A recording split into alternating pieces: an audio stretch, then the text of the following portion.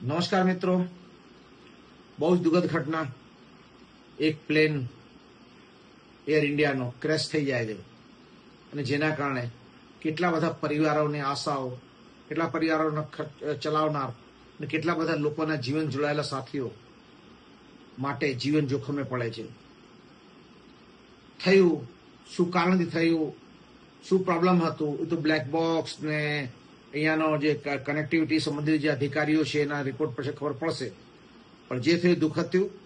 આમ આદમી પાર્ટી આવા સમયમાં, રાજ્ય સરકાર અને જે આ રેસ્ક્યુમાં લાગેલી ટીમ છે એના જોડે ઊભી છે અને આ બાજુનું ધ્યાન રાખીને માત્ર પરિવારોને સંવેદના આપવા પૂરતો નહીં, પણ આમ આદમી પાર્ટી કાલના આમ આદમી પાર્ટીના જેટલા પ્રચાર સામગ્રી કાર્યક્રમ છે ઇલેક્શન દરમિયાન કરવાના એ બધા કેન્સલ રાખે છે. અને કાલની તારીખમાં આમ આદમી પાર્ટી ગુજરાતમાં બાય ઇલેક્શનમાં કોઈ કડી હોય કે વિસાવદર હોય કોઈ ટાઈપની એક્ટિવિટી ભાગ નહીં લે અને સંપૂર્ણ આમ આદમી પાર્ટી બ્લડ ડોનેશન હોય, બાકી સેવાકીય કાર્ય બધામાં આ સરકાર જોડે છે અને મેડિકલ સર્વિસીસ અને બીજા જે પણ જોડાયેલા સંસ્થાઓ છે એ બધા જોડે છે.